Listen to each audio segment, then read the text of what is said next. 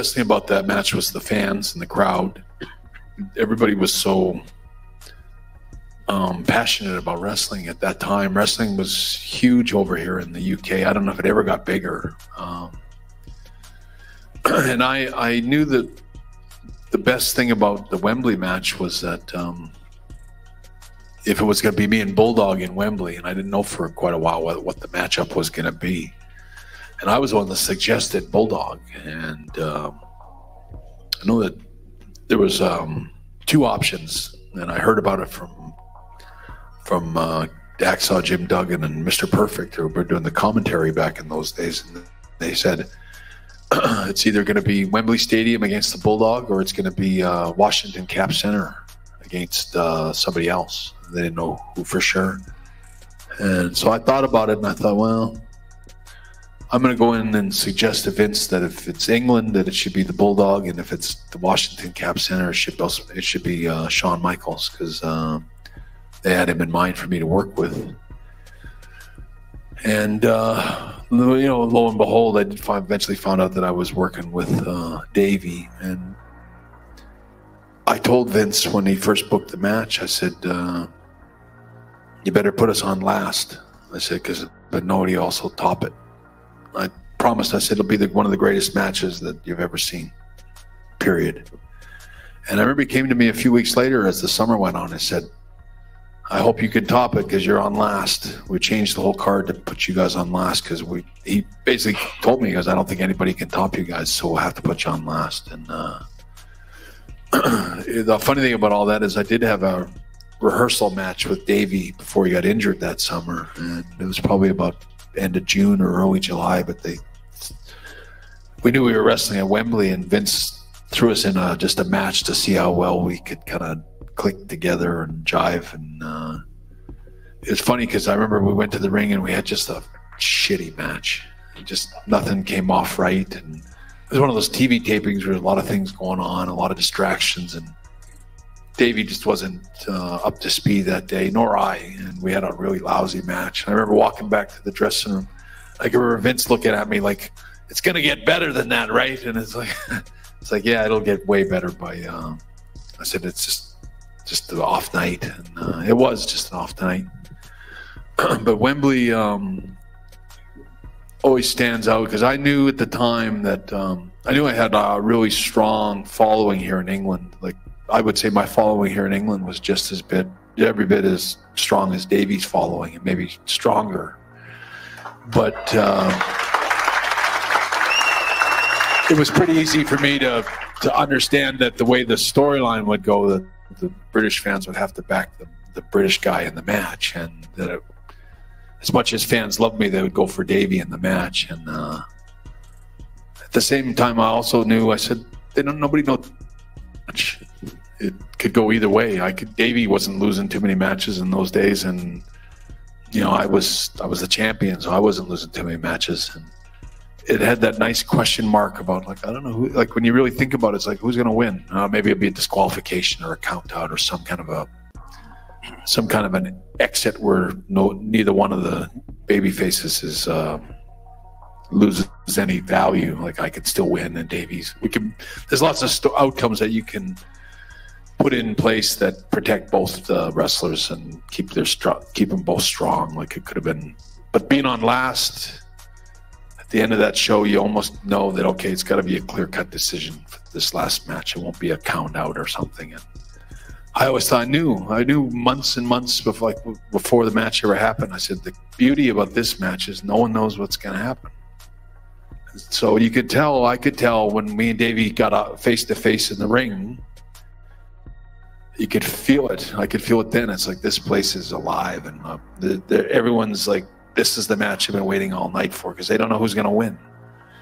And when you have those kind of that kind of a backdrop for a match, you can't have anything but a great match. I don't think. But I know that for me, I plotted out in my head for 2 months exactly, move for move, every single thing I was going to do in that match. And when I showed up in I tried calling Davey all summer, and I couldn't get a hold of him. He got injured in about middle of July and went home with a some kind of injury or supposed injury. I don't never know if it was a legit injury or not, but I personally think Davey was in the midst of a serious drug problem back in those days, and I think he went home and wasted away for about 6-7 weeks and pretended he was hurt, and did a lot of drugs when he was home, and was not. He showed up in Wembley and he was, just to be honest, he was not prepared. He was out of shape a little bit. He was super paranoid and really panicked. And I saw him the night before the show, and there's an interview in that Summerslam that shows just before the match. And it's got me talking about Windsor Castle and all that stuff. But that interview was actually done on Saturday night in the Wembley Stadium and was done as a pre-tape. We just taped it that night, and they played it just before the match, like it just happened. But it was on that Saturday night in the dressing room in Wembley Stadium that Davey came to me, and basically, because I called him, I said, "Why didn't you answer my calls all summer? I've been calling you every day." And he's like, and he just kind of broke down and confessed to me that he fucked up, and he was not ready, and he was really scared that he was going to screw up everything the next day. And he was very very afraid of what was going to happen. And I remember I told Davey, I said, "Davey, you're going to have to just trust me.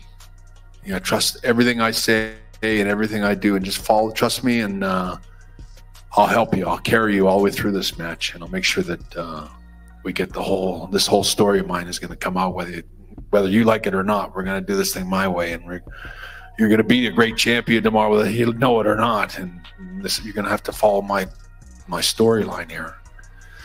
And giving Davey all his credit, I mean, he did show up the next day and he listened to every word I said, and we had this great match. But I know that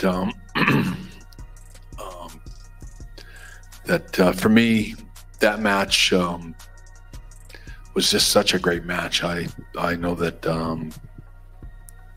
fans here in England that were there for it, whenever I see fans that say I was at Wembley, I always go, "Where were you sitting?" Like, I hope you had a good seat, because that was maybe one of the greatest matches of all time. And I couldn't have given more or spent more from my body that night. Probably that and the Ironman match were the two hardest matches I ever had, but I know I gave it all. And the hardest part of the match was carrying Davey for 45 minutes. I can remember the very first sequence of moves that me and Davey and I had down in the ring. It was only about 2 minutes into the match. Goodness gracious, 45 minutes. Man, that's a lot of time. Let's see what you guys got to say. Brian Robinson said, "Epic match. Bulldog stayed out doing the cocaine the night before and Bret carried." Yep. You guys watched King and Queen of the Ring. Yep, absolutely did. Great event. James K said Goldberg's backstage. Mr. Gilbert reacts, said yes, KAQ was a decent show, quality match with story, King and Queen of the Ring. And Mr. Gilbert reacts, said they went on after Macho versus the Ultra Warrior or Ultimate Warrior. So he said it's facts. He also said, don't forget Ric Flair was in that match with Mr. Perfect, Big Star Power. Summerslam 92 was lit. Very, very lit. It was definitely awesome. Very awesome pay-per-view. And of course, that match was awesome. And I'm awesome!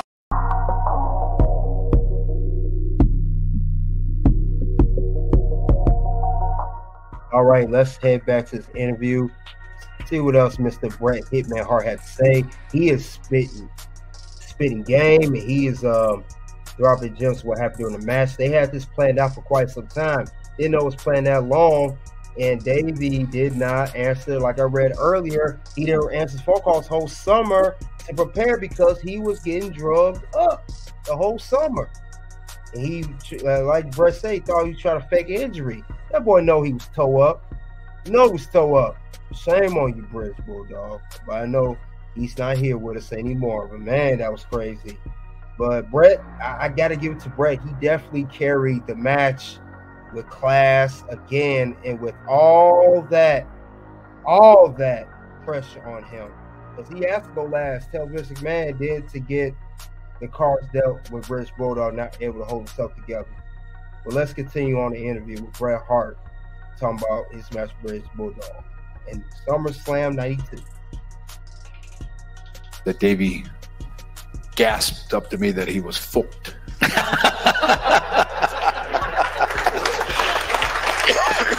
He forgot everything. He forgot every single thing I told him. And about the 2-minute mark, he was blank and panicking.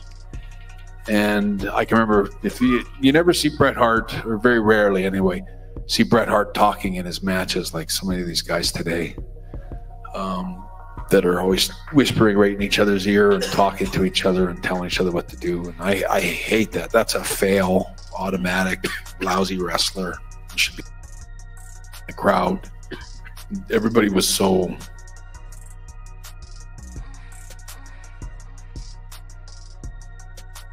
Is that true?